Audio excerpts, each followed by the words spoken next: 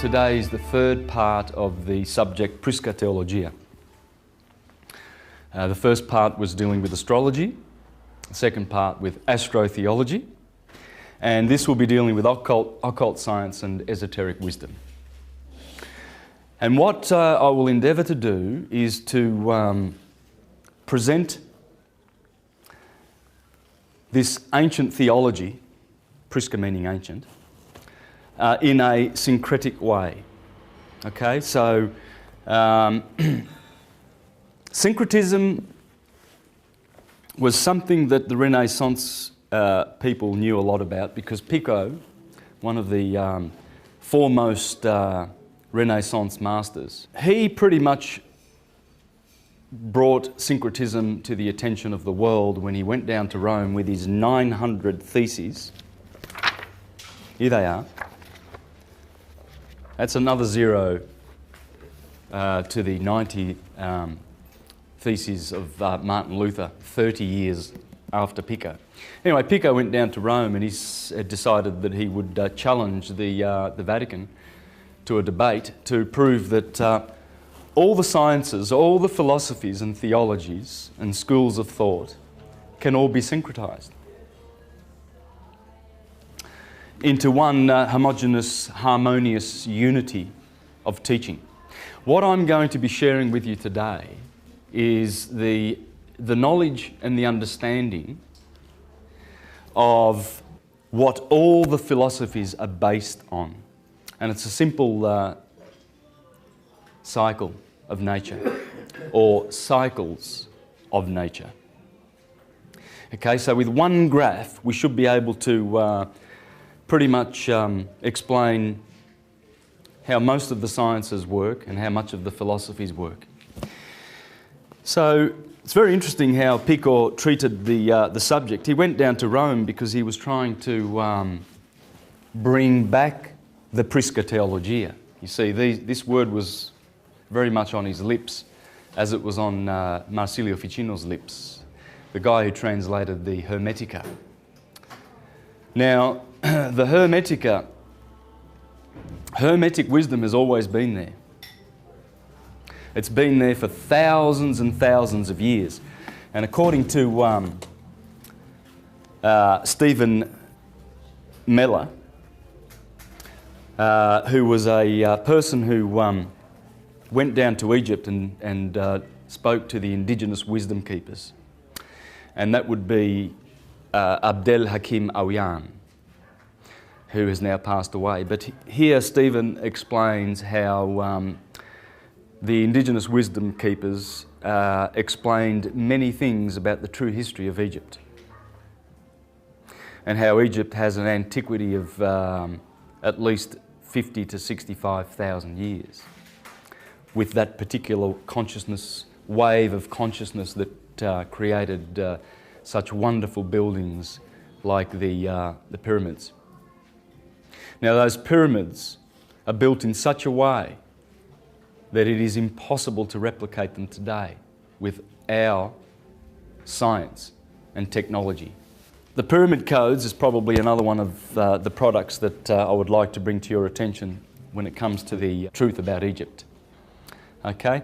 Carmen Butler has also interviewed Abdel Hakim Awiyan in this wonderful documentary, which shows the true antiquity of things like the Sphinx and the Great Pyramid and all the megalithic sites down in Saqqara and Dendra and Luxor, etc.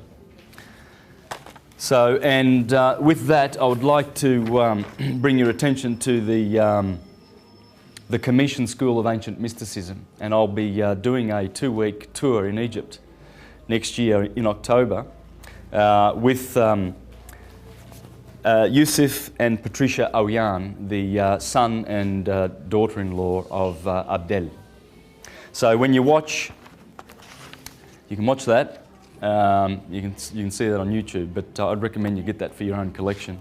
And you'll see Abdel there discussing the true origins of this wonderful science.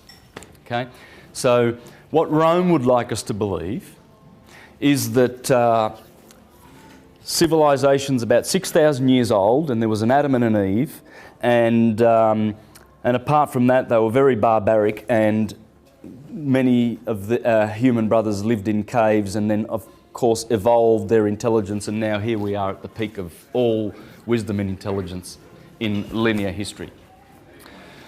Whereas the Prisca Theologia proves that this is false. Absolutely false. We live in cycles whereby consciousness grows and then recedes, grows and then recedes. And we have been at the bottom of a wave of loss of consciousness for about 5,000 years. Again, according to Abdel, the indigenous wisdom keeper, and we've been in the age of Amun for 5,000 years. And it's the age of darkness and slumber, spiritual slumber. And before that was the age of Aten, you see, and which had more light. Okay, and then it goes back and back to the golden age. But we've been at the bottom of the wave for such a long time. So syncretism is all about bringing back the unity of the religio/science that we once enjoyed on this earth. So there is abundant proof that once upon a time we were all united in the one science. And the proof of that is in that we find that the gods of various cultures seem to have the same deeds to their credit and the same numbers and the same names, etc. For instance, Zeus of the Greeks seems to be very similar in his actions and behaviour to Jupiter of the Romans, etc., etc. And Thoth, or Thoth of the Egyptians, seems to be the same guy that the Greeks call Hermes and the Romans call Mercurius, and the Hindus call, or the Easterners call Buddha. So what in effect we're going to be doing is we're going to be pulling back the information that comes from all of these sources to show that they all have one common thread underpinning them. Now, the way in which we can do this is through one graph. And the graph you've seen many times if you've watched my presentations. Now, what I'm doing here is just following science and nature. You see, this is an old map of the Earth. And the old map is divided in two by an equator. And you have a northern hemisphere and a southern hemisphere. And usually on good maps you'll see the sine wave that goes through the equator and hits the Tropic of Cancer, and then goes back through the equator and then down to the Tropic of Capricorn. And this produces the seasons every year. Now, the interesting thing about this map is they placed the glyph of Aries right at the beginning here, and then you have Taurus over here, and then Cancer right on cue with the Tropic of Cancer. And then as you go along you have Leo, and then you have Virgo here and the scales of Libra, right at the point of equilibrium, okay, the middle of the sine wave. So I'm going to follow this science, and what we're going to find is as we go through these 12 segments of the sphere, of the sky, is we're going to find all the characters in all of the mythologies, and including the holy, so-called Holy Bible. And we're going to discover a lot about science, a lot about fairy tales and nursery rhymes and mythologies, etc. And what we will discover is the fact that the ancients based all of their science on this simple science. because it explains how everything is produced in the universe. Okay, so let's just follow that. And we have, of course, the Tropic of Cancer above the equator, 23.5 degrees. And we have the Tropic of Capricorn below the equator, 23.5 degrees. Now, the sine wave, of course, you saw wrapped right around the Earth, okay? Because that sine wave is produced when the sun appears to go through the ecliptic, through the 12 signs of the zodiac, because of the tilt of the Earth and its angle as it goes around in its orbit, producing 4 seasons. So what happens is, there is the path that the sun appears to take. Okay, and it makes that sine wave. Now,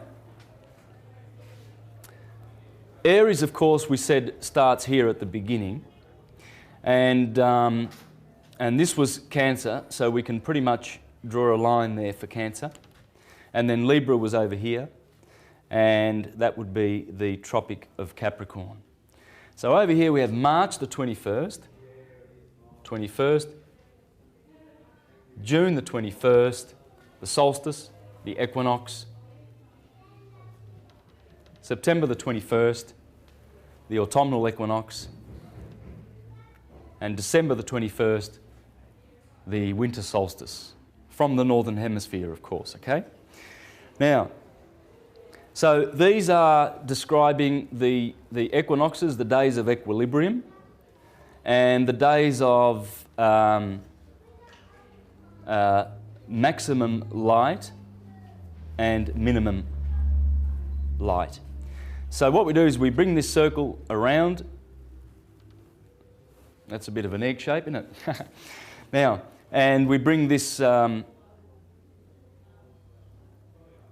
solstice and December the 21st around, so we make a circle.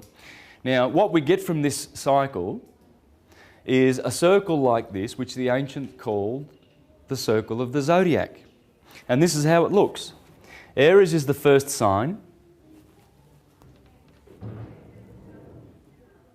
Aries. Taurus is the second sign. And Gemini is the third sign. That's the spring. So from March the 21st to June the 21st, you have the spring. Okay? And then after Gemini, you have Cancer, because you see the sun has hit the Tropic of Cancer, and now the sun needs to wane and go down to winter. So that's longest day of the year, shortest day of the year. So we have this polarity, you see? Okay?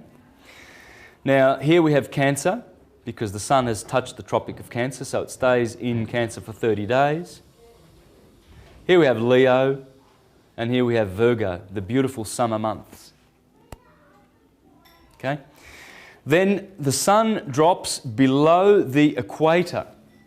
So the sun goes bye-byes for 6 months.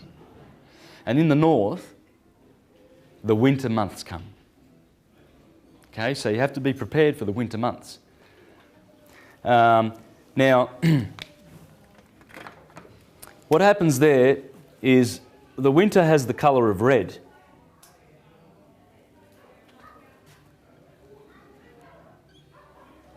Because the sun is passing through the Red Sea. You see, around about September, what happens is those beautiful green leaves begin to turn red.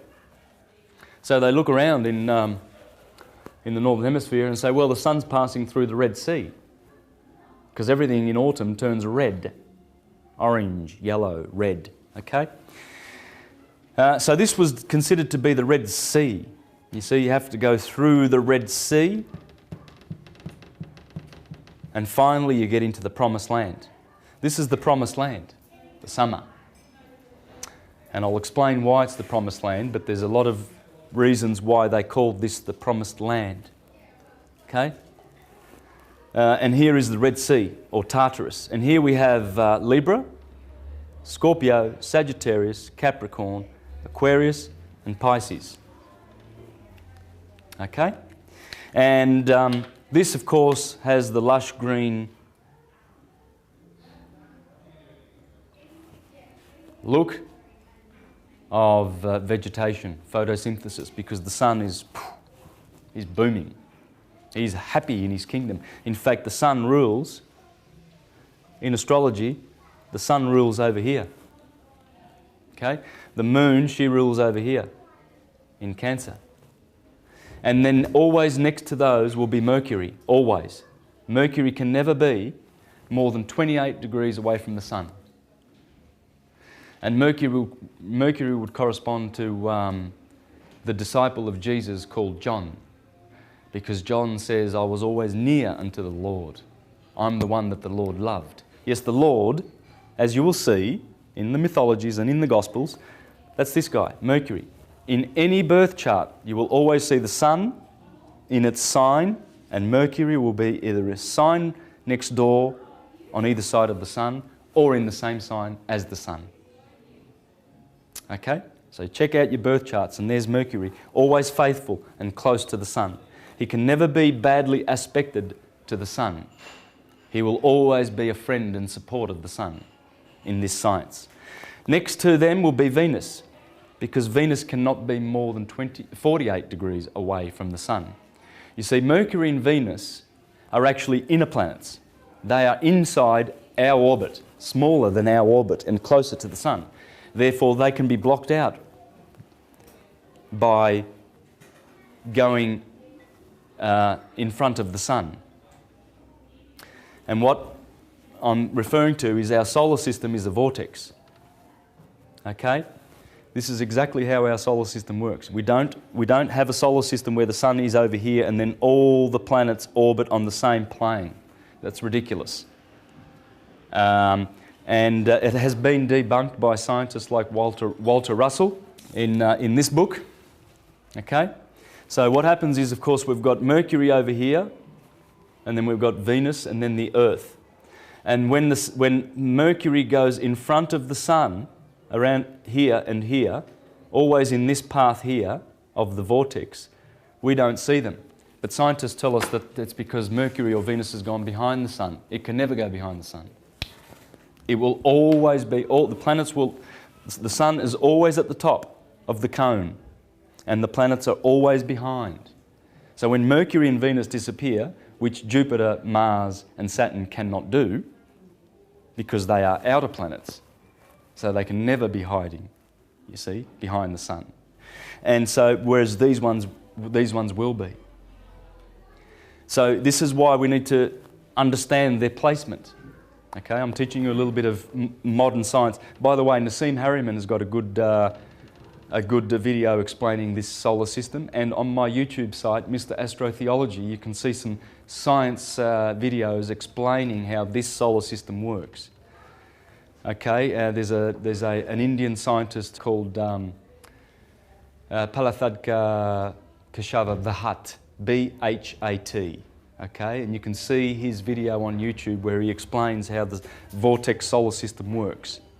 I've included a bit of this in my presentations because I think we should consider this and try and wrap our minds around it, because this is going to debunk the old theory, just like this one debunked the flat earth theory, etc. Okay? So now we understand why these planets are always friendly to the sun, Venus and Mercury. Then next in line is Mars. Sorry, I've done something wrong here. Where's my green? Let me correct myself. I did put Mercury there. So Mercury and Venus is here. Sorry, I put Venus over here. That's the mistake that I made. Okay. So let's do that again. You've got the sun and the moon ruling. They are the most luminous orbs in the sky, therefore they rule summer. Okay. Now when you look at it, look at this as the four seasons: spring, summer, autumn and winter. So when you look at it, this July, August is the hottest time of the year. So, hello. right on cue, you find the Son dwelling in his house, in his kingdom of heaven. This is heaven and this is hell. The Son always lives in the kingdom of heaven, in the Lion of the tribe of Judah, where the scepter shall not depart. Can't be removed. Cannot be removed. And I'll show you that science. The moon, she's always there. She's always there in the kingdom with her husband. That's Abraham and Sarah. That's King Arthur and Guinevere. It's Jack and Jill climbed up the hill. That's the hill. This is always considered to be the hill, as you will see. Okay? So you've got Mercury always close. And then Venus close again, but then you have Mars. Okay? And Mars is a little bit of an opposer. He rules Aries and Scorpio. Okay? Now, why does he oppose? Well, because he's doing a 90-degree angle with the moon here, and he's doing a 90-degree angle here with the sun. And anyone who's studied astrology knows that that's a square, and that's a bad aspect. And so the sun is putting himself in a position of antagonism toward... Mars is putting himself in a position of antagonism toward the sun, whereas these ones dare not. Mercury and Venus. Okay? So Mars, you see, is the beginning of this antagonism toward the kingdom of heaven. And then you've got Jupiter. You see, so these boys, the big boys, and here we have Saturn and Saturn. So you've got... Saturn is the great opposer in this system, because he is always opposing directly the moon or the sun. He always opposes the greater luminaries. That's why he's the greater malefic in astrology, because of his position of antagonism on the outer of the solar system, and he's cold. And the sun doesn't like cold, so he cast him down into hell. Okay? And this is the placement of the seven. Okay? Who are the seven? Well, the seven are always known as the archons or the cosmocrators, the ones who gouge out matter. You know, they've got knives in their hands, the little dwarf gods of Egypt. Or the potters of Memphis, the potters of Tar in Egypt. Or the Jews call them the Elohim. Very interesting word, Elohim. And I pointed out last week in the presentation, in the Hawaiians say aloha. Aloha. I mean, you know, it's things like this, which I'm going to give many examples of, that show that there's this commonality, there's this common fundamental spiritual science/religion that underpins all systems. And it's there once you go looking for the clues. If you don't go looking, you will not find. But you have to overturn all the stones. That's why this science is called occult science. Why is it occult? Well, it's been occulted to the eyes of, say, churchgoers, for instance, because what do they get told? Well, they get told, don't you read any of the publications or books or anything that any other philosopher or church publishes, because that's from the devil. You know, just read our publications. Well, is that overturning every stone? It's not. But the Elohim are seven, and they correspond to all of the sevens that we see in nature, because nature is a septenary. Okay? Whereas mind, Pymander, the mind of the divine, is 12. 12. Okay? The ether, the God, the cause. Okay? And how it imprints its patterns on matter is through the principle of seven, you see. When you place the zodiac, this was the gift that the ancients gave us. They gave us this gift. And this is the gift that will syncretize all of the philosophies in the near future. because it's the revival of Hermetic wisdom that will syncretize all of the philosophies. And one day, in the very near future, we will have this one religion because we will understand it. Well, I doubt whether we'll call it a religion, because religion means relegare, and that means to bind, to tie together in a bundle, like the fasci of Rome, which is a fascist dictatorship. But it will be the knowledge of the true God, as the Bible says. That the day will come when everyone will be filled with the knowledge of the true God. This is it. It's nature. It's science.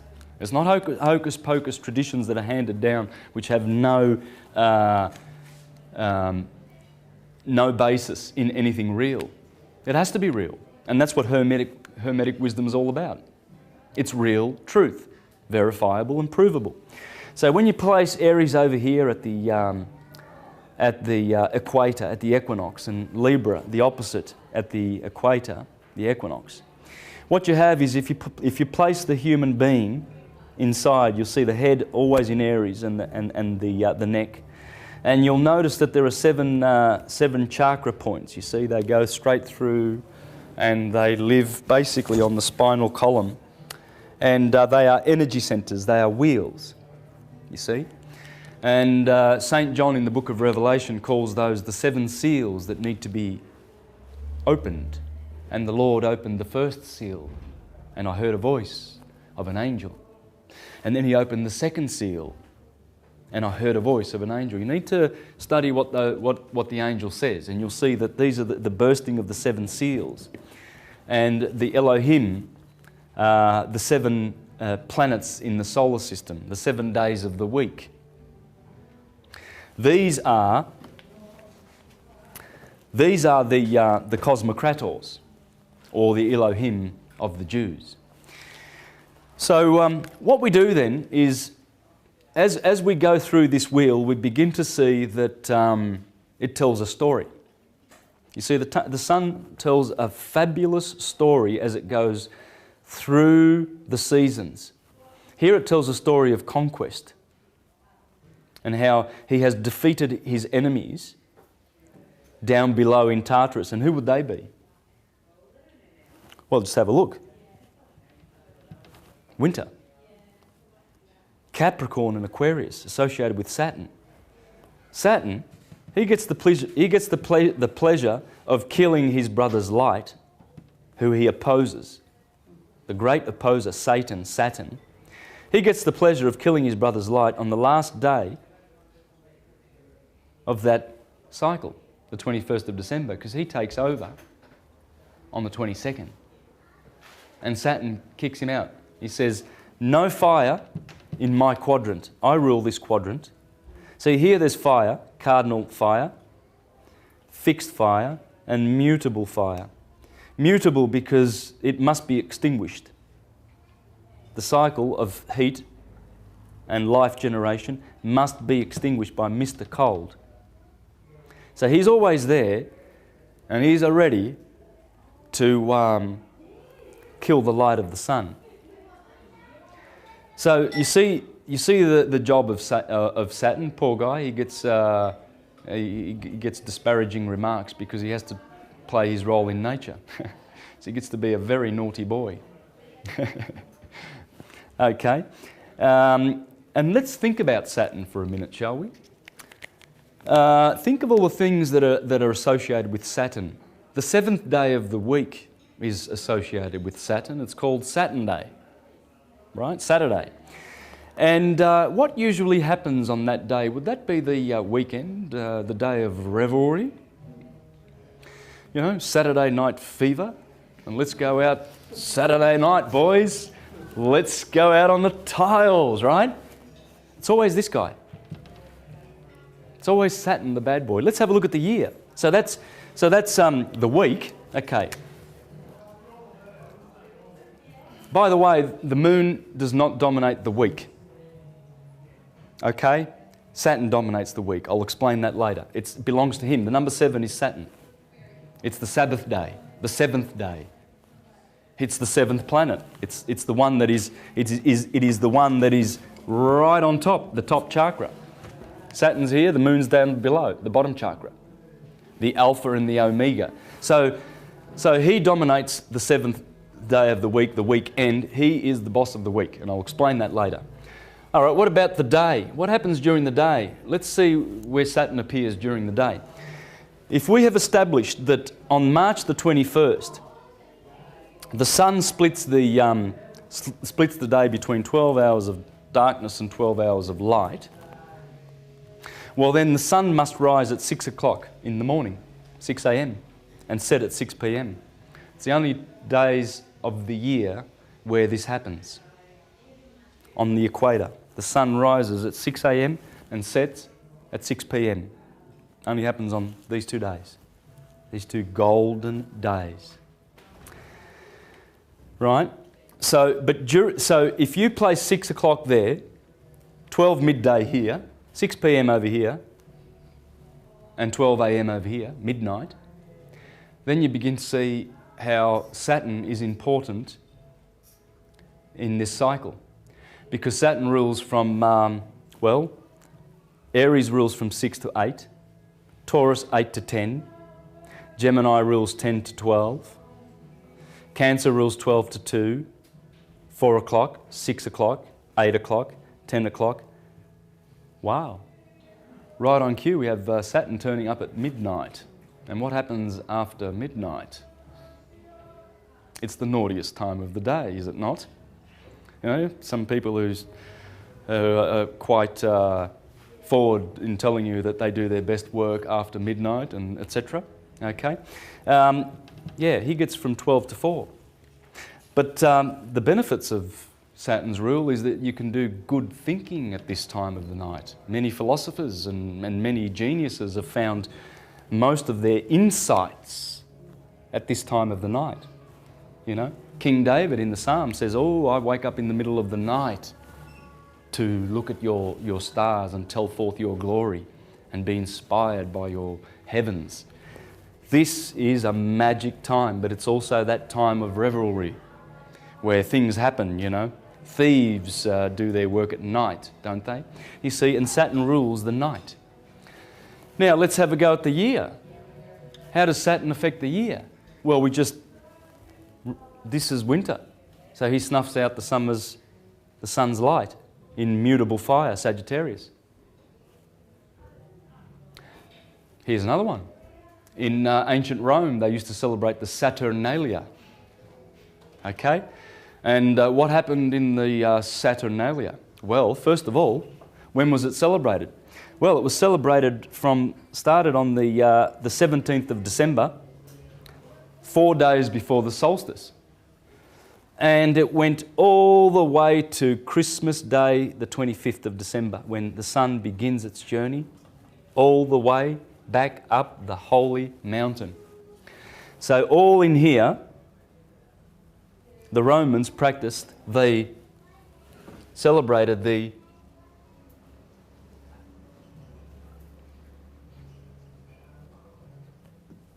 one of the most famous Bacchic orgies of history. Revelries. Absolute revelry time, man. Christmas is a reminder of the Saturnalia. In fact, it is the festival of the Saturnalia. That's what Christmas is.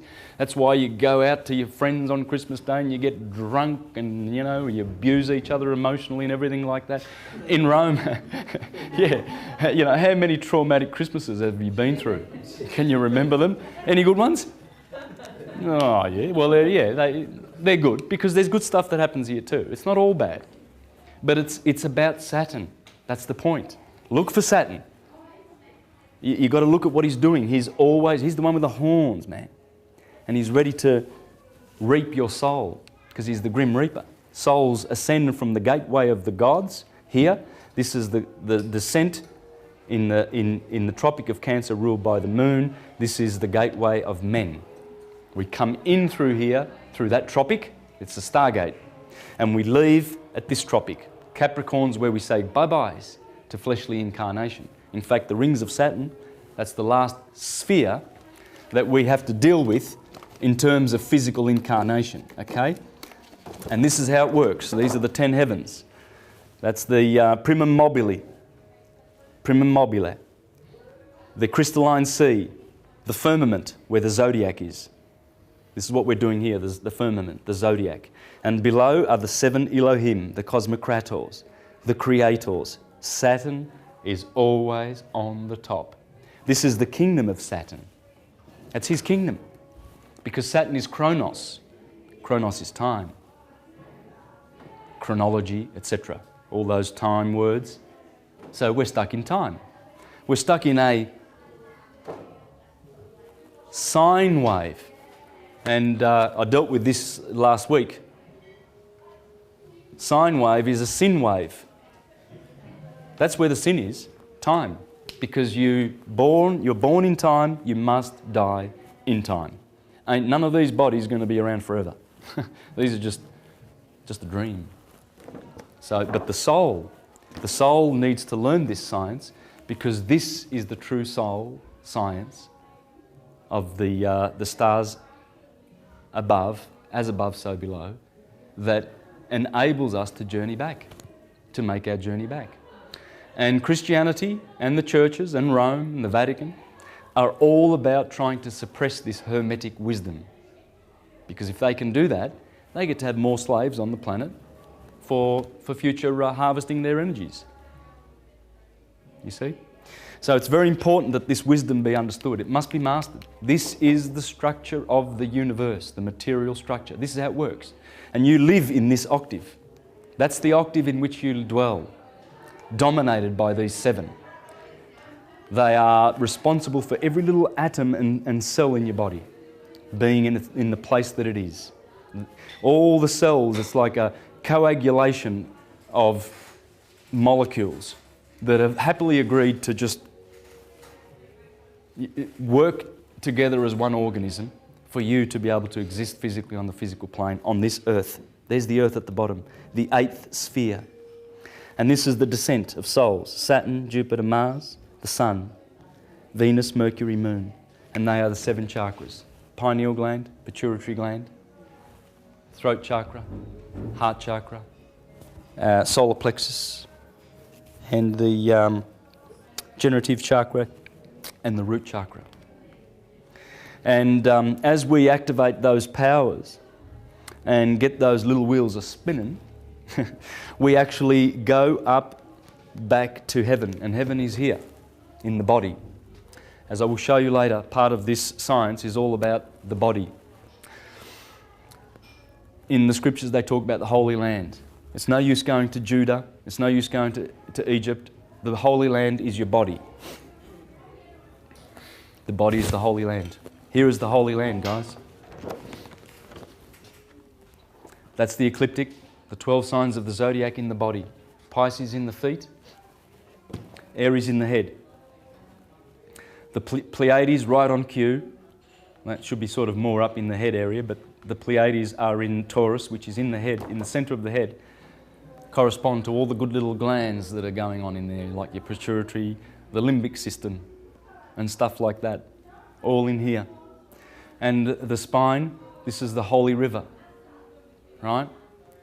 And Sodom and Gomorrah is down here in the bottom chakras, the red chakras. That's Sodom and Gomorrah.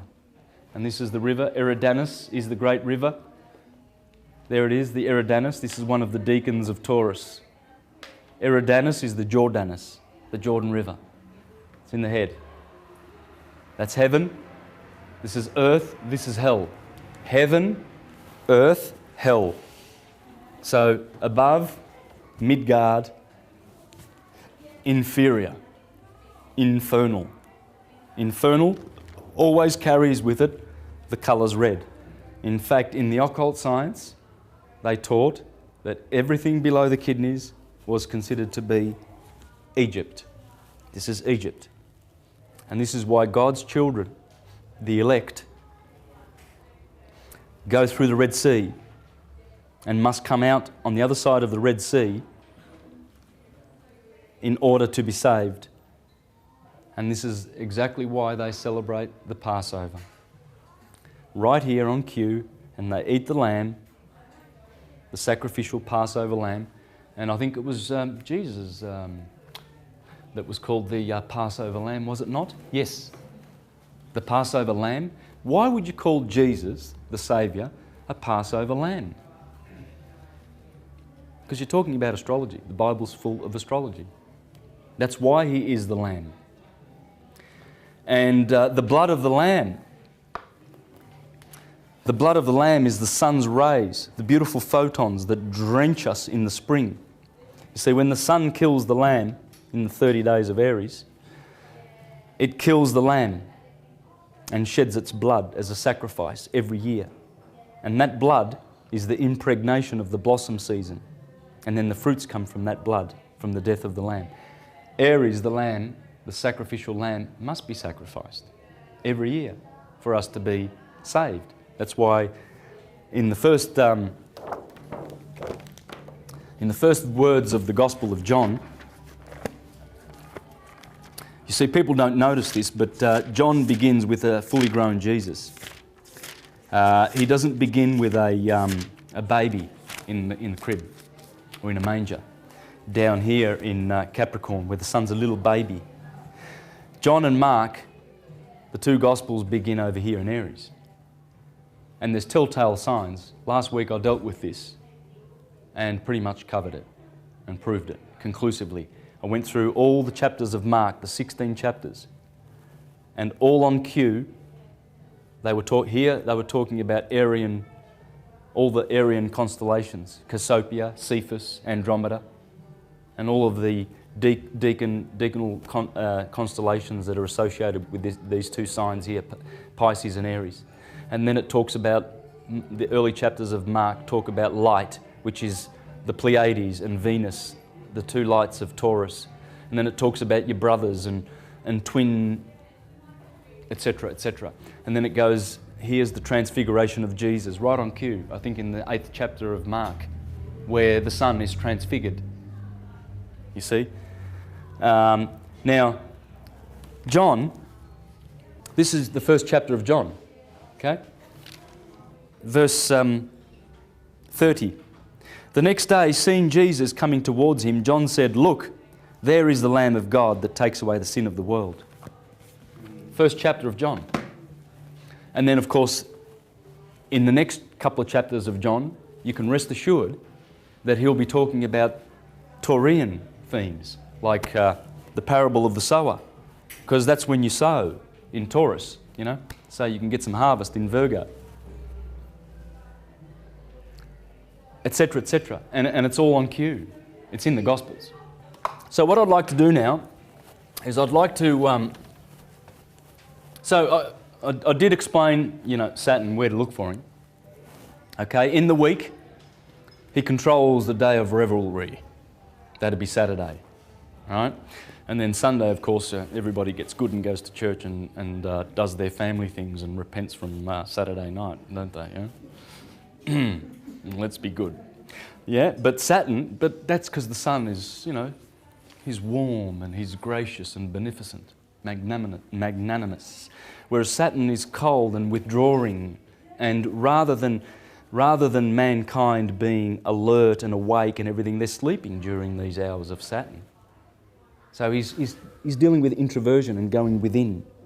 That's where the light of the sun pierces matter. Here it quickens matter, as Manly P. Hall says. Here the sun is quickening matter, but here it pierces through matter. And here we go within.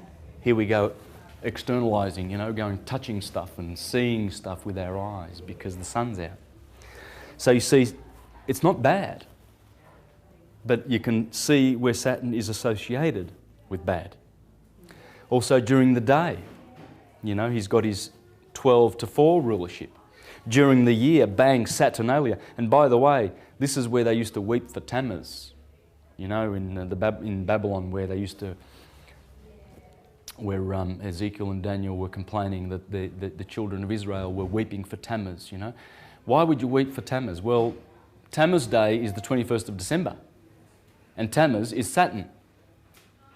And so, yes, the Romans were, you know, exchanging gifts. There was amnesty in Rome. You know, during the Saturnalia, I mean, there was a lot of revelry going on.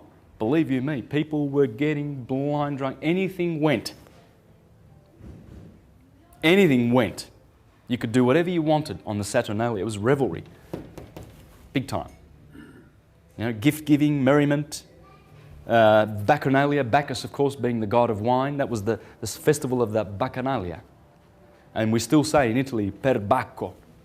You know, we say, good on you, Bacco, the god of wine, because he's blessed us. And the sun is the god of wine, Bacchus, who gives us wine in September all the time, every year. That's where the grapes get mature and pressed, and that is the season of wine. That is the season of bread, the bread and the wine. Because they are the two symbols, the greatest symbols by which we can honour this cycle. Wine being the blood of the gods, and you drink it and you say it's good. And that's the blood of the sun, the photons, because wine is made by photons.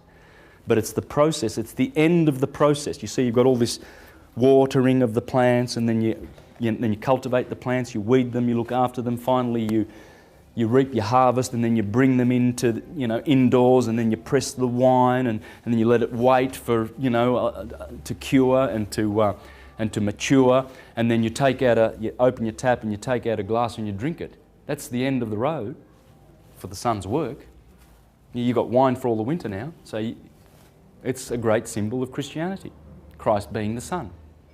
And the bread, of course, so you grow your wheat and then you harvest the wheat, you get all the virgins in Virgo season to go out and bring in the wheat, and then you bring them into your mills, and then you crush that wheat, and it's a lot of work to crush that wheat. Then you bring it into your house and to your pantry, and then you make bread with it. You mix a little bit of yeast and stuff and everything, put it in the oven, take it out, and then you eat the fruits of the season. Right on cue, bread and the wine. And that's why when Christians go to have their Passover memorial around Easter time to do with the lamb, they take the sacraments of the bread and the wine. So look for Saturn, because when you understand the roles of the seven, they are all different. Our solar system, it works in such a manner. It works like this. You see, the heart is the sun is always in the middle kingdom, and there are 3 spheres above and 3 below. So it's in the fourth. It's in the middle. There is always the sun in the middle, and this is Ptolemaic, by the way. Remember the astrologer Claudius Ptolemy, and of course, when Copernicus discovered that the planets orbit around the sun, which they don't, they immediately went and attacked this guy. Because he said that, the earth was the centre of everything, and the sun, what's the sun doing? Rubbish. The sun's in the centre. What's it doing there in the middle of the planets? That's ridiculous. Well, it's not ridiculous, because this is in fact the structure of the sevenfold material place in which we live and move and exist. And one day we will go out of the rings of Saturn and to his father, Uranus, who is in the firmament. Okay, Uranus. Right, we've got Saturn, and his father was Uranus. Well, Uranos in Greek means heaven. Saturn, of course, is time. So Saturn castrates his father and takes over the rulership. What that's telling you is that time, when you come into this solar system, you're under him. He's the boss, the Lord of the Rings. He's the Lord of the Rings because it's one ring to rule them all. And he has rings. He's the planet of rings. Okay, and he swallows his children. Anyone who comes into his kingdom must perish in time. So what happens is we go back to Uranus, we go back to the heavens, and out of the control of Saturn. Now this is going to happen. By the way, at the moment there is a beautiful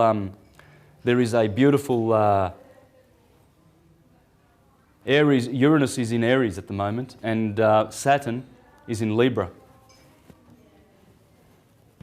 Saturn exalts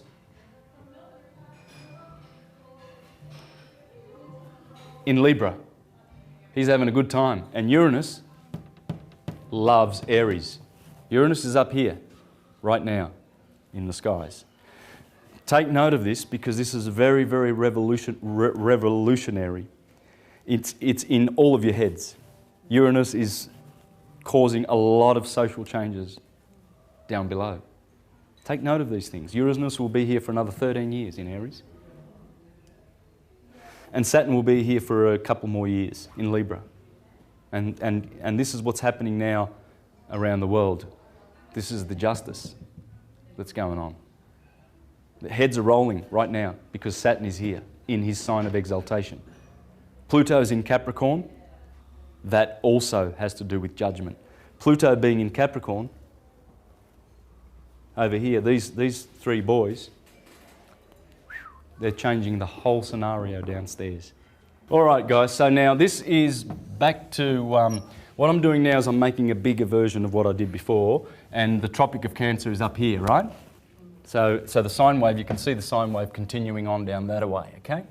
So what we've done is we've made this much bigger, and there's the Tropic of Capricorn. And so all we need to do now is fill in the bits, okay? And there's the beautiful glyph for the Earth, because the ancients knew what they were doing, did they not? Now, what we've got is, take note of this, fire, earth, air, and water. All right? That's the pattern that the sun takes.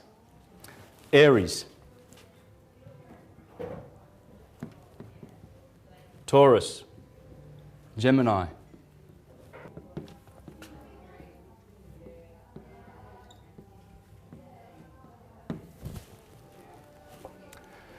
This is the great gift that they left us. And they understood what all of this goes back to. And I'm going to show you that all of this goes back to how nature unfurls. There's nature unfurling. It's a Taurus. Planets are doing it, our bodies are doing it. We have the energy going up through the head and around in our Merkaba chariots. Okay? We are flaming chariots of fire, light bodies. Great, magnificent solar systems, galaxies unto ourselves. There's the galaxy. Check it out. 48 constellations, 360 acupuncture points, 360 degrees of arc. There it is. Aries in the head with Perseus over here, bringing in the light and slaying Medusa right there, one of the deacons of Aries. And it goes around. And the sun goes through all 48 constellations every year. And as that's happening, that's your big brother above causing effects in you. You are being affected by all these motions and wheels. And here we are getting about our daily business and we don't know anything about it. And we don't even care anymore. How often now do we look up at the stars? I don't know whether a lot of people do, look out at night and just go, well, isn't that a beautiful sight? To look at the stars. And to think that those photons have been travelling for billions of years and finally they reach your eyelid and you don't delight in that, the pleasure of knowing that you're just receiving light that's been travelling for years and years and years to find. Yeah, there's a lot of smog. But what is the structure behind this is the vector equilibrium or the cube octahedron, okay? The octahedron and the cube, okay? That is this 12-fold structure. This is a perfect model of 12ness.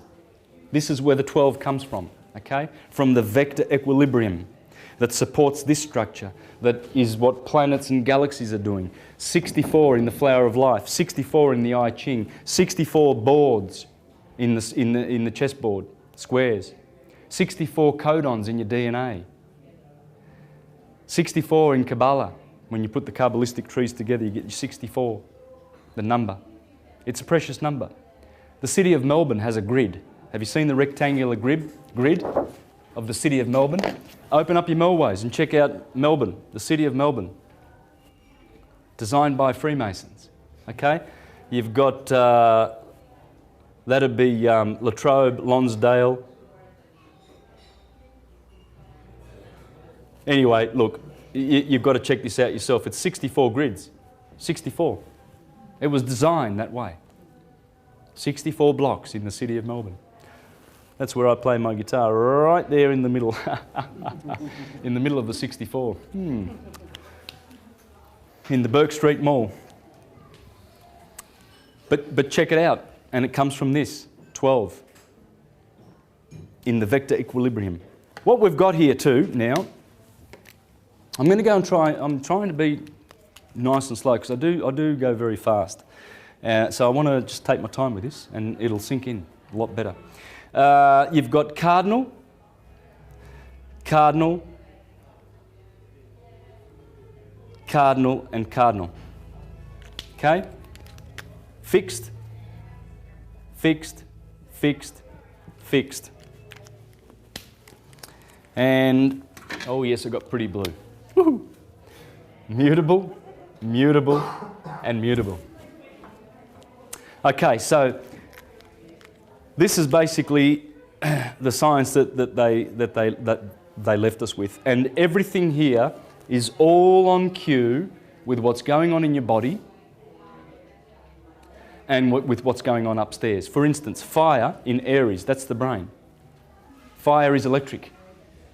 Well, in the morning, when the sun wakes up at 6 a.m.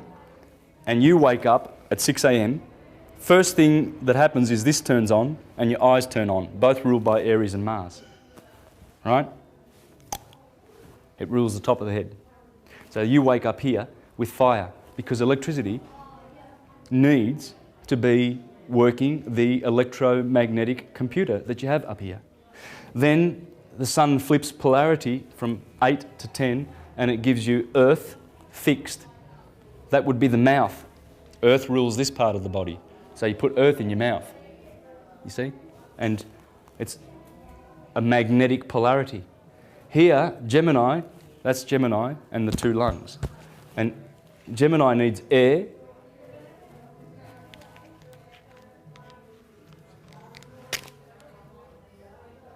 mutable because it's probably changing the air, isn't it? Getting oxygen from the air, mutating it in the lungs and then sending it out as carbon dioxide and what have you. Well, that's air being mutated. It's all on cue. Everything's on cue. Even the cancer, the water of cancer. You know, the chest, it has to do with the chest and the water, the milk of the mother. It's the motherly sign. So that's the water that she gives, the generation that she gives. Leo is the heart, fire. The heart is the pump that's warming the body, the hot blood, fire. It's on cue. So it's all physics. It's all science. This is the model below, as above. As above is exactly the same. In fact, as I'm going to get a chance to read from these books, you will see that the esoterists said that when you look up, you're looking at the brain cells of God. Those stars, they are the brain cells. And all of those Birkeland filaments and currents, they would be neurites and dendrites and synapses in your brain, in the brain of the God. It's a mind. It's a universal mind. So let's have a look at the rulers. As I said before, you've got the sun here, the seven-rayed God, according to Plutarch, the seven-rayed God. The moon, Mercury, Virgo, Mars, Jupiter, Saturn. This is the gospel.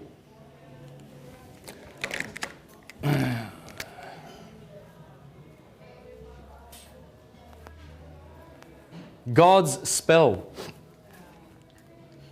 It's God's spell. It's not an evil spell. It's a spell.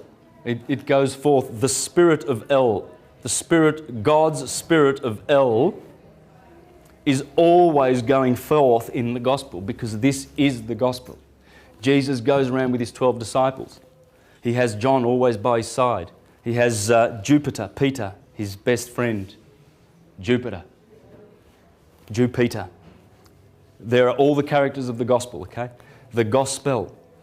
The gospel is dealing with a daily cycle and a yearly cycle and a backward processional cycle which lasts about 24,000 years.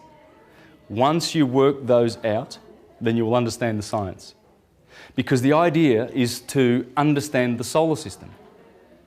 Because in your understanding the solar system, you acquire solar consciousness. That's Christ consciousness. Otherwise, you're stuck with earth consciousness, which is neither bad or good. It's earth consciousness. But we need to shed that.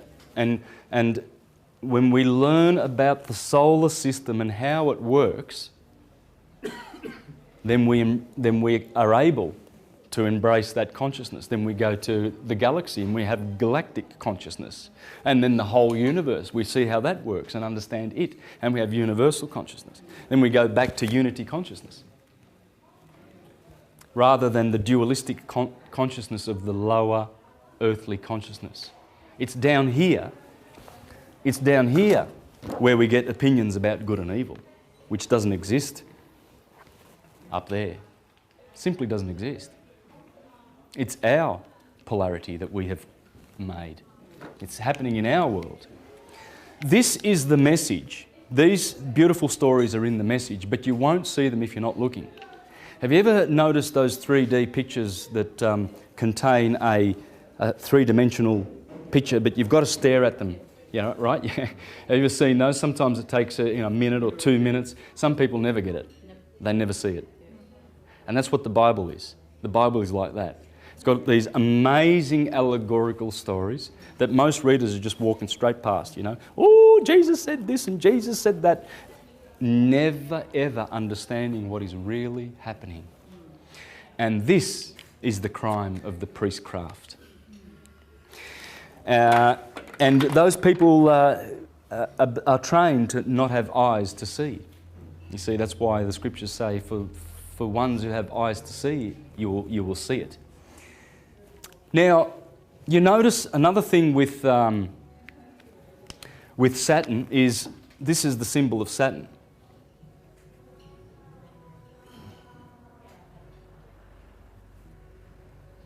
Did you know that, the hex?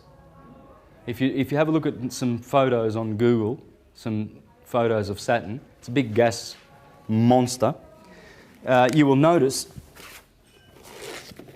that good old Saturn, who is not the Messiah, he's a very naughty boy, has a hex. That's a photo of Saturn. All right? See the hex? Now, this is the Star of David, David being Saturn. And you see a triangle pointing upward, which means the spirit going back to where it came from. And this is the matter, the feminine triangle pointing downwards. And that's the descent of our souls into matter. Okay, but the spirit will rise up again. You see, now as we go back into the age of Aquarius, Saturn rules Aquarius. So we've been in Pisces for 2,000 years. Jupiter's going to hand over to his daddy. That's his daddy. Remember, Jupiter defeated him when Saturn was eating all his children, and then his Saturn's wife, I think it was Hera, she took Jupiter and she hid him away, and then she put a rock in a blanket, and then she gave it to Kronos, and Kronos ate it and burped and whatever and said, "Thank you very much," And he thought that Jupiter was gotten rid of. But Jupiter was growing up on Crete, right? This is mythology, but it's talking about the fact that Saturn gave over his kingdom many thousands of years ago. See, if we go back 2,000 years ago, and another 2,000 years ago back into the heart of Egypt, Egypt ruled around here. This is Aries, the age of Aries. Greece and Medo-Persia ruled around here. Egypt was around here, and then we go back even further. We go back to a time when Saturn used to rule. Saturn loses his kingdom to his son Jupiter. And Jupiter is the one that gives it back to Saturn over here. Jupiter takes it away from his father and gives it back to his father.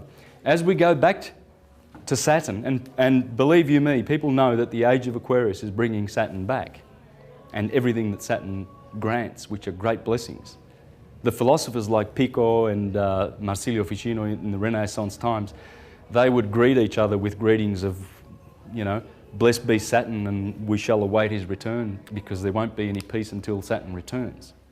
Okay? That's why you see the Star of David kicking around a lot, because these people, the Zionists, are pretending to be the true Saturnians, ushering in the new golden age, the one world order, with the UN and NATO, etc. These are the imitators. These are the pretenders to the throne. The age of Saturn will return, and it will be the Hermetic ones that will bring it back with peace and unity, not this criminal mob. But you have a look at this. The Bible always talks about things like, have you ever heard the beautiful expression, you shall be planted like a tree near a river? A tree is always happy near a river, isn't it? Because it draws water from under the table, the water table, yeah? And you see prosperous trees near a river. Well, that's what this is depicting, you see. A river works like this. There's mountains. Say, you know, you've got some mountains. And what happens is usually rivers come down off mountains, and they are tributaries to bigger rivers down the line. And here's the ocean. And just before the ocean, there's like a delta where the main, you see, and so there's all these rivers that feed into it, right? So what's happening is the rivers are actually flowing back to the source, you see. But with a tree, if this is the trunk of a tree, and these are the branches and the leaves, these are all the leaves, and there's the roots that go under the ground, you find that one is coming from the roots and ascending to the heavens, whereas the river is descending from the heavens and going into the water. You see, it's this symbolism, and it's beautiful symbolism, but most people don't get it. They think, oh, a tree next to a river, that would be nice. And that's it. That's the extent of there, because they don't see the three-dimensional allegory that's in the Bible. It's in there. And that's what I'm going to try and draw out, okay? Not just the Bible, but all of the mythologies. I'm going to show how Hercules is in here. Hercules. Okay, let's have a look at Hercules. Where would the Pillars of Hercules be? The most glorious place on the wheel. There he is. There is Hercules. And there's the Jewish system of Kabbalah, Boaz and Jachin.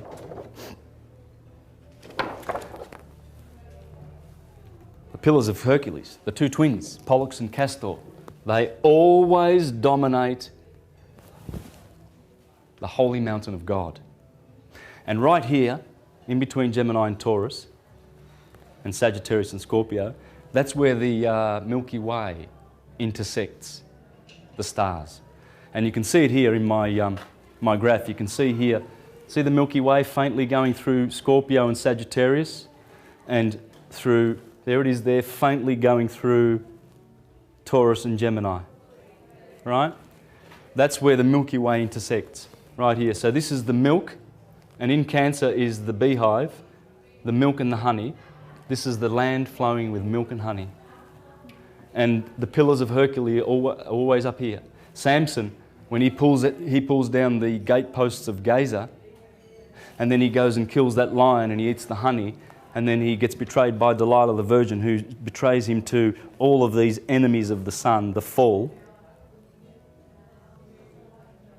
Starting with Saturn, Saturn in his exaltation house, but this is the fall of the sun. This sign is the exaltation of Saturn, but the fall of the sun. The sun here is wounded. Scorpio bites the sun in November. The backbiter betrays the Lord with a kiss. And here is Draco, the constellation of the dragon in Sagittarius. Jupiter is there, Peter, in the Garden of Gethsemane, where Scorpio betrays the Lord for 30 silver pieces. 30 days of the silver moon. This is all betrayal. This is the sun being betrayed as it goes down. But here, the sun is glorious. There is Hercules. Hercules is the sun passing through Gemini.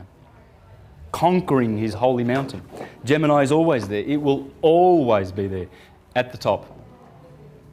The sons of Zeus, Pollux and Castor, one divine, one human. And that's why you have the two pillars everywhere, in every system, the two pillars. There's the Arch of Titus, and he tells you, look at that, there's the Jewish menorah. That Jewish menorah is right there, because Titus, having destroyed Jerusalem. And there's the Jewish menorah, people. Ephesus, this is in Revelation, these are the 7 congregations that are in Asia. Ephesus, Thyatira, Philadelphia. Interesting. Philadelphia. Any Greeks? Brothers. Yeah, love of brothers. Would that be the two twins, Pollux and Castor, and the love that Pollux had for Castor, that he decided that he would give up his immortal life so that he could save his brother Castor, and they shared immortality every year. One would have immortality and one would have mortality. That's the love that they had, brotherly love. Philadelphia, right on cue. Here you have Sardis, which means the peak. Sardis means, Pergamos, which means the peak. Sardis, which means the king, the lion. Here you have, anyway, it's on the video. but these are the 7 congregations, okay? There they are there. These are the 7 planets, the 7 Elohim. That's what they are. The sun is the middle one. Saturn is the left one. That's the moon. So you've got Sunday to the middle, Monday over here, Tuesday, Wednesday, Thursday, Friday, Saturday. Saturday is always the 7th. So here you have the arch of Constantine. See, this is Jupiter and Pollux and Castor, because when he climbs up that holy mountain and he goes through the pillars. See, that's why these megalomaniacs like Titus and Constantine made their arches, their pillars, because they want to be like Hercules. Who doesn't want to be? We all do. We all want to be like the star, the sun, the superstar, Michael, Jesus, King Arthur, Jason and his golden fleece, looking for the golden fleece. They're all looking for Aries. All of them. The Jews are looking for the Passover lamb. The Christians want the Lamb of God that takes away the sin of the world. Everyone wants the lamb. The lamb is here. You see? That's the lamb. Because everybody wants to live here. We all want to go to heaven. And you go to heaven, there's no postal address for heaven. It's here, it's inside. You don't go knocking on St. Peter on the gates and, hey, St. Peter, is this, I think I've got the right address. I was told to come to, certain coordinates of the right ascension and declination, and I've found heaven. It's not going to happen. It's in you. The kingdom of God is in you, and this is the kingdom of God. This wisdom. So, it's all the sun. Look at this. See?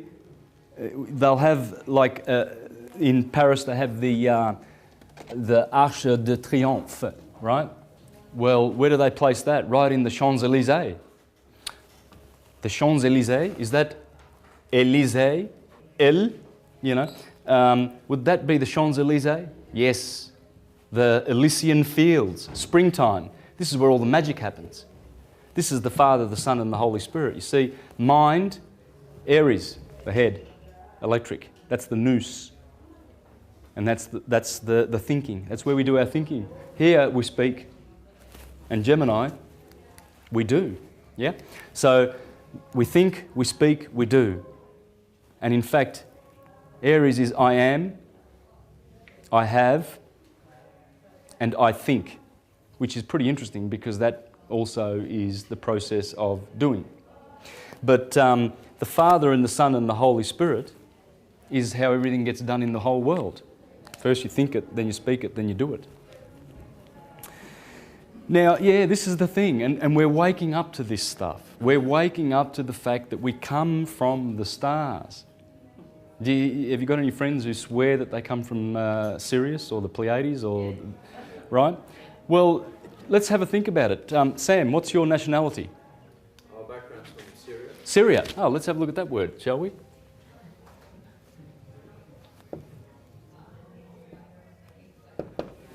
They're Syrian. They know where they come from. Right next door, there's a country called Canaan, originally. That's the Canaanites. That's canine. That would be the dog. Sirius is the dog star. So the Syrians, the Canaanites, the Assyrians, etc., they know where they come from. You come from Syria, from Sirius. Most of us do.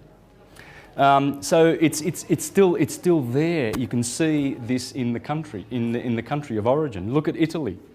They say that the Romans come from Romulus and Remus, and they suckled on a wolf. That'd be the dog, the canine, and Mars. They claim that their descent is from Mars. You see the two twins. That's a dog, isn't it? A wolf. They're telling you the two twins of Gemini, Romulus and Remus, who are suckling Sirius. Sirius is always here. That's where Sirius lives, man. She's in between Gemini and Cancer. The dog is, in fact, Canis Major is a deacon of Gemini. Gemini. Let's have a look at that, shall we? Here we've got, there it is, Canis Major, the great dog. That's where Sirius is. Right there in Gemini, the twins. So the Romans, they know what they're talking about. What they're trying to tell you is that, we have ancestry from the dog. Check it out. We come from a dog star. And what about the tribe in the country of Mali, just near Egypt, the Dogons? Have you heard of the Dogons? Yep. The doggone Dogons. They know more about Sirius than most scientists. In fact, every 50 years they celebrate the orbit of Sirius B around Sirius A. And we can't see Sirius B. All we can see is Sirius. And it's a beautiful, bright, in fact, the brightest star in the sky. And around it is spinning around this, it's a carbon star. It is 300 times harder than diamond. Sirius B, okay? So you've got Sirius, and then you've got Sirius B. Every 49.9 years it does an orbit. And in 89, when Sirius B came in between Sirius and our sun, it caused the rotation of our Earth to slow down and speed up. I discussed this in the presentation last week. And so it has a direct effect. A star that we cannot see, 300 times harder than diamond. And it's spinning at 23 revolutions, 23 times a minute. A teaspoon of it, it would weigh tons on Earth. Tons, if not hundreds of tons. A teaspoon of the stuff from Sirius B. So, yeah, the Dogons, they every 50 years, they celebrate the orbit of Sirius B, a star that they can't see. How do the doggone Dogons know that? Okay, you can check this out on YouTube. Check it out, the Dogons and Sirius. This is the sort of stuff we need to look at because we're remembering these things. I mean, Sam doesn't have to remember. He knows he's Syrian, and that's that. He's Syrian. Full stop. And, the Aborigines in Australia, there's some tribes that call the sun Ra. Well, that's Egyptian. And there's Hopi Indians that talk about Ra. Same name as the Egyptians. How does that happen? Because this was once a universal system. And it was destroyed by the theocratic patriarchal religions who have subverted the whole system and counterfeited it and given us historical figures to take their place, to enslave us. Everything in the Bible is a two-edged sword. It will save you or enslave you. Have a look at the word soul, the sun.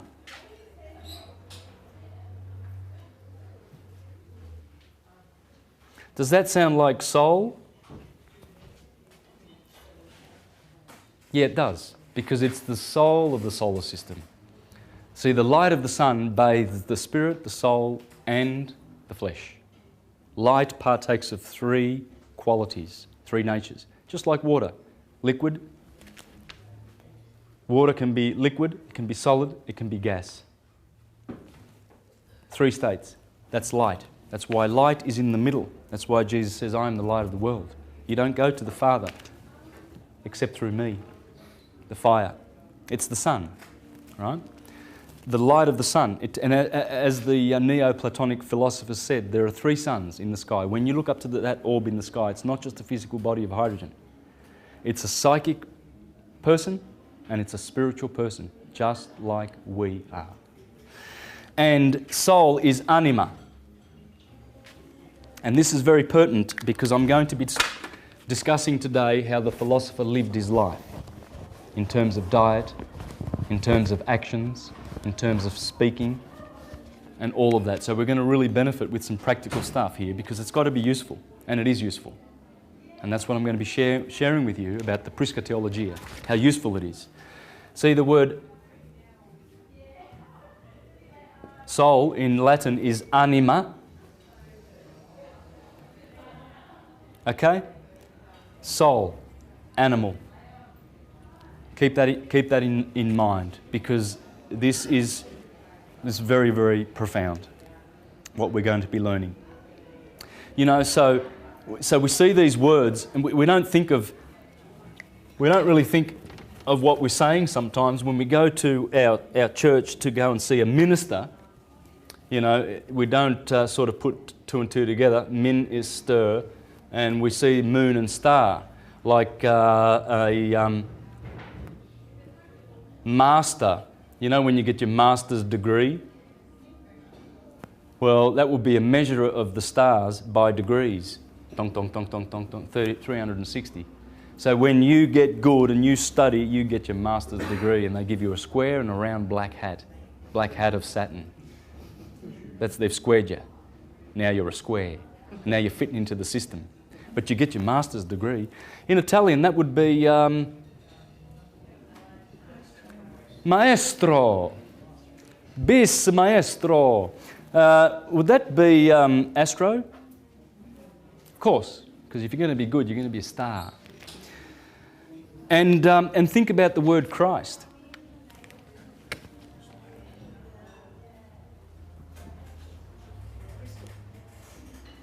Would you be a carbon crystal by any chance? We've been hexed with earth. We are solid, our bones. We have blood, liquid. We have gas, you know, oxygen and whatnot in our body. And we have fire. So everything's made up of these 4 things. The 4 rivers that flow out of the Garden of Eden. The waters above and the waters below. See, this is all just water, right? All your atoms, they're just like coagulated, just like like when you get a scar, right? You know, you just wait a couple of weeks and all of a sudden that coagulated blood has caused the skin to be there and it looks like the scar's gone away, right? So you see the nature of blood. You see how precious blood is, that it actually is making bodies. But what's behind the blood? You see, the blood is flowing with fire and gas and liquid to make solids, coagulate. Coagulation as it goes through the process of temperature, motion, cohesion and solidity. We are carbon crystals. Every organic form is. That is Christ. Because what it's saying is, and the flesh came to dwell with man. And the Christ came to dwell in the flesh. And the Christ was made flesh. That's what it's talking about. It's talking about this was made flesh. We've all got crystals in our body. And what happens is that is what is causing us to remember. And as we drink of the finer consciousness and we expand our minds and leave them open, because without this science, there's no way you're going to go to heaven. There's no way. You can't fluke it. You cannot fluke it. It's not going to happen. And you won't be going to church where they keep you in the lower chakras to get this. It's not going to happen. They do it deliberately. Ra is an interesting word. There's a fellow in Egypt called Ramses. And That would actually be Ra Moses, people. Ra Moses. That's where Moses gets his name from, Ra Moses. And in fact, that's the 19th dynasty of Egypt when this guy turns up. First time Ramses appears. But in the dynasty prior to that, the 18th dynasty, we had Thothmoses.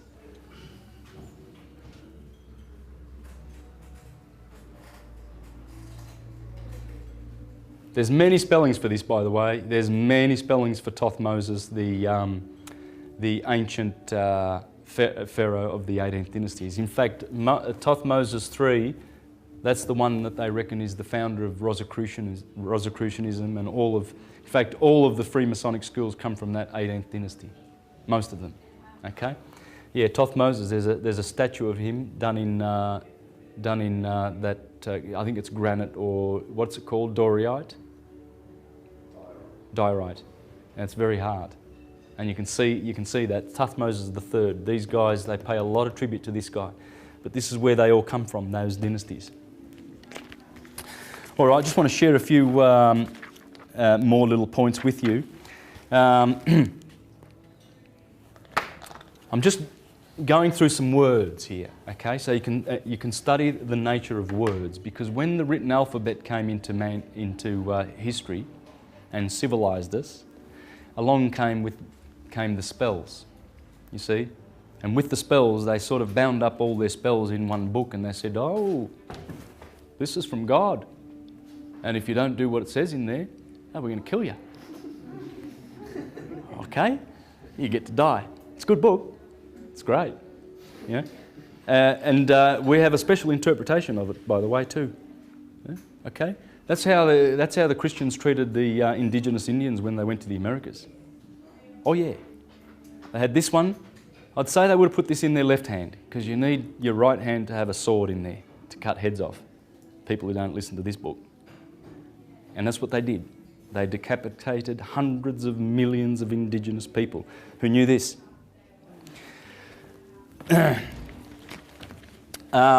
So the 7 days of the week would be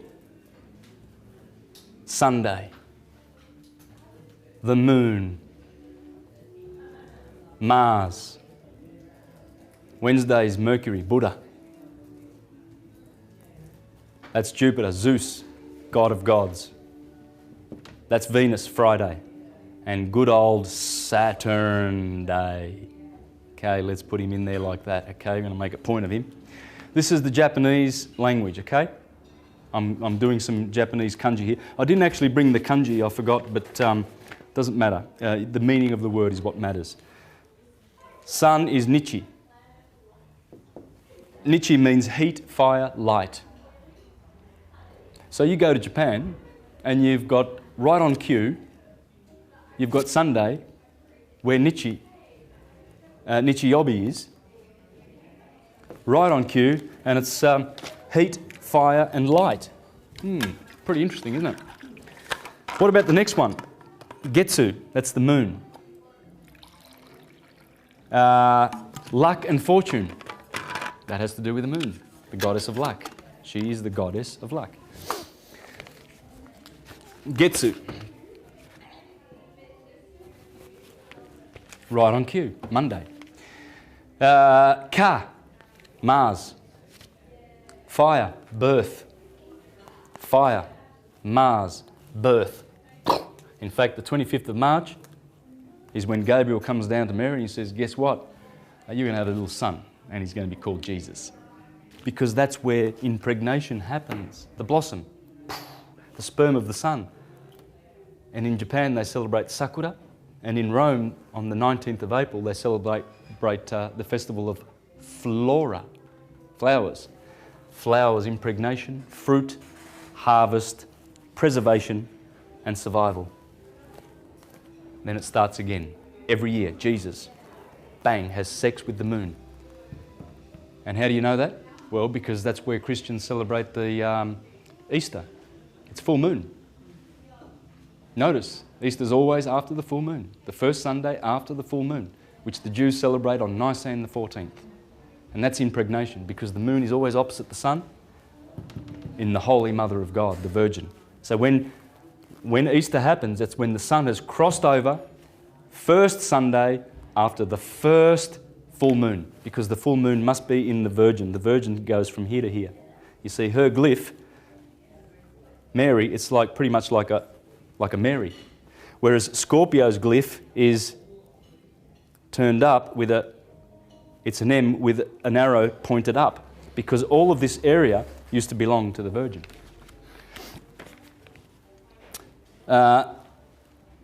Sui means water, Suiyobi. So that's Kayobi. Suiyobi. This is Thursday's Moku. Wooden, tree. How about this one? Kin. Gold. Venus. Money. Because she's the one that gives wealth, the second house in the zodiac. She's always got the gold and the money.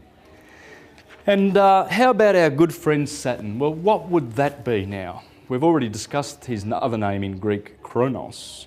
What does Chronos mean? Time. Well, the Japanese do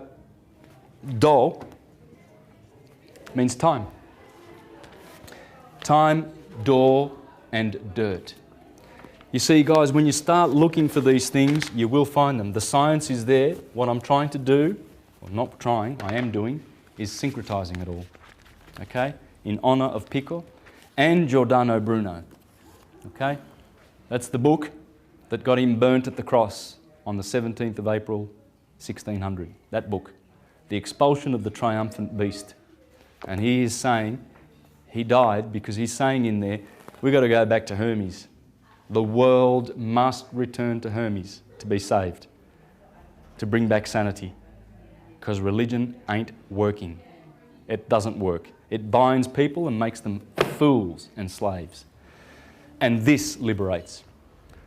The Hermetic revolution was the Renaissance. It was based on pure Hermeticism. The founding of the Republic of the United States of America was pure Hermes. And I'm going to read to you from Thomas Paine. He's the guy who got the revolution going, by the way. Thomas Paine. You've got to read this guy. It's all about Hermes. All of it. Okay, I'm going to read from here. Thomas Jefferson, all those guys, they were Hermetists. And the Republic, which frees, is Hermes. What do you make of the suggestion that a certain portion of them were Freemasons, and what association did Freemasonry have with Zionism all the way back then? Yeah, look, Masons, like everyone else, have been co-opted and invaded and overtaken by the Vatican and all its good little soldiers. Has many foot soldiers. The Jesuits, the Bilderbergers, the Trilateralists, the Council on Foreign Relations, any buffoon like a Henry Kissinger or a Zbigniew Brzezinski, these imbeciles who will sell their mothers for, you know, a pocket full of pennies. Traitors to mankind. But the Vatican runs all of that. It has gone around all around the earth, co-opting movements and changing the nature of them. You know, the Green Movement, for instance, it might start with genuine grassroots principles, and then all of a sudden someone comes knocking on the door and says, hey, we've got $1 million for you, would you like that? Oh yeah, well, there you go, there it is, but just sign here on the dotted line, and just what we're going to do is we're going to have one of our, we're just going to have someone to sit on your board for you, you know, and you know, help you make good decisions about how to spend that money in the future. And that'll be a Vatican agent. It's all the Vatican, it's all Rome. The elites run Rome. It's the biggest corporation in the world, and it hates this Hermetic wisdom. It has been persecuting it for 2,000 years, okay? Since the days of Hypatia and Theodosius in Rome, who said, just burn them all, burn them, kill them. They went around and pillaged and destroyed all of the universities and temples that were bequeathed to us by the Hermetists. In Alexandria, there was the Temple of Serapis, and they went down and they pulled down Serapis and they burned him to the ground, and they destroyed the library in Alexandria. And there was hundreds of years, or in fact it hasn't stopped. Only 500 years ago they destroyed all the Mayan codexes. Only 4 survived, the Popol Vuh. And you know, this is what they do. They go around destroying evidence that this existed. It existed, and it's coming back, and it will destroy all the fictions. This is here to come, to stay forever. We'll never forget this again. It's coming back. This is Hermes, guys, and rejoice that it's coming back. Have a look at Libra, the point of equilibrium, isn't it? Libra, those scales, those beautiful scales.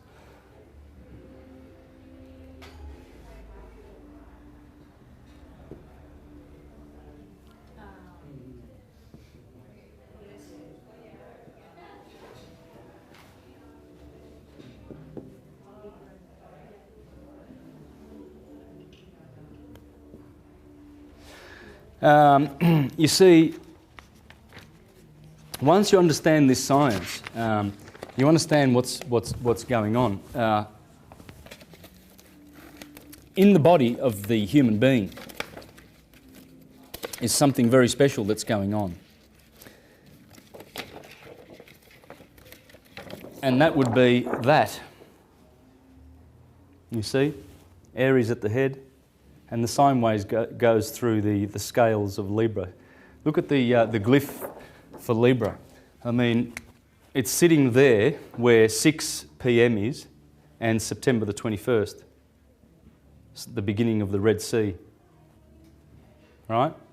So in both of those two cycles, it stands for that. What would that be? That's the glyph. Does that look like a sunset to you? Or a sun passing through the equinox, the equator? Yes, it is. And opposite there is where the Japanese have their car brand Nissan. Nissan means March. And you see the symbol for Nissan? It's got the sun going through the equator. These are things to look out for. The sun. The sun dominates everything. It's all about the sun. In fact, that's a painting there, famous painting that an Englishman did down in New Zealand about 150 years ago. And what you can see, that's a tattooed warrior, okay? And you will notice that the lines on the top of the face here, this all has to do with sun worship. This is the sun, just like this mask is. And you see you'll have 13 lines down one side and 14 lines down another side. 13 times 14 equals 182. Any idea what 182 is all about? It's solar science, pure science. Well, it's a half of the year, exactly. Okay? It's a half of 365 days. And what it's representing is 1/2 of everything of the year. Now, but it's a symbolic number. It's not actually accurate, because this half of the year is exactly 187 days long, and this one is 178 days long. Did you know that? Yeah. The sun above the horizon takes 187 days. And below the horizon, it takes 178 days and a quarter. Marcus Manilius, in his wonderful poem, he talks about this when he says, take note that the crab and the twins and the bull all rise upside down. Because he said, these signs, where Sirius is, Sirius, and these signs, he says, they are slowing down the sun. You see? They drag and pull on the sun. That's why they come up, upside down. This is poetry. It's not scientifically accurate. But what's going on is this. You see, this guy's telling you that there's 182 days, and it's from the solstice through the equator to the other solstice. Or this line here would be the equator, the equinoxes, and this line here would be the solstice. And so I'm not sure which way it is, but that's what it's talking. This is also talking about solar science. You'll notice that there's different amount of numbers on this side as opposed to the lines on this side. Okay, they're doing that. It's not a mistake. It's deliberate, because it's trying to encode special formulas for the sun. And you know, like the Korean flag is doing the same thing, really. You know, I think it goes that way. Spirit, fire, and matter, water. It's telling you the same thing. Fire, earth, air, and water. So, and the reason for this now, it's easy to work out when you know that on January the 4th, the Earth is at perihelion with the Sun. It's 4 million miles closer to the Sun than at July the 4th. So, where would January the 1st be? Let's have a look now. We've got 21st. January the 4th would be around about here, and July the 4th would be around about here. That's perihelion.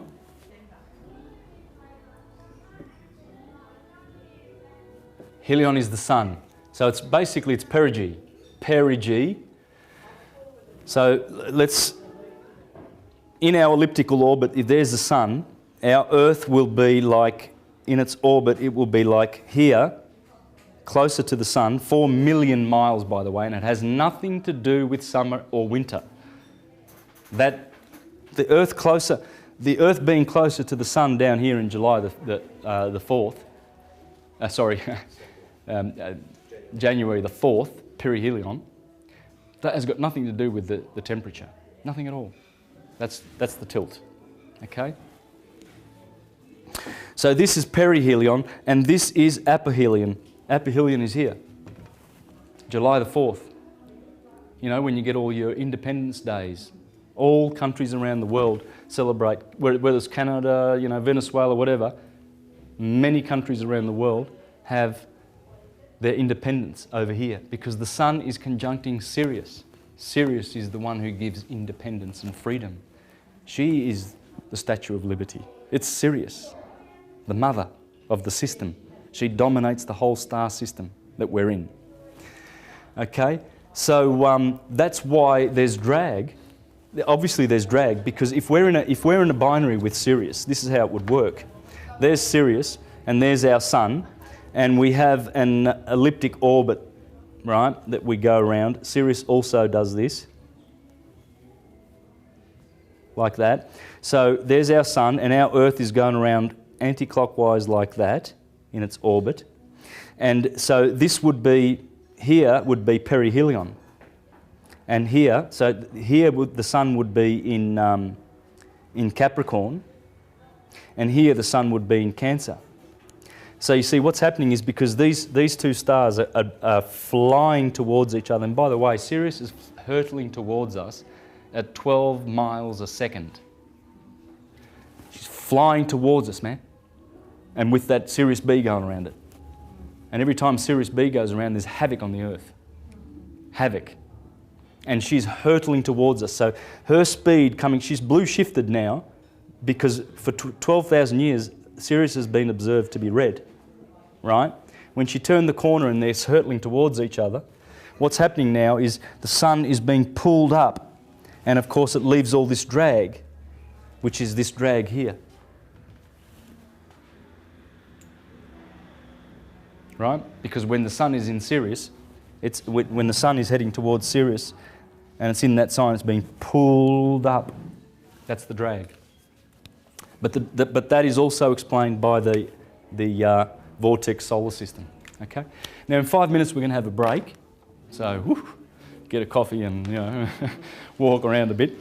But I've got some juicy stuff in the next 2 hours. Some really good stuff. I'm going to spend a lot of time on the diet of the philosophers, okay, and stuff like that. And I want to try and go through a whole bunch of quotes and stuff from various books and sources that establish this as a science.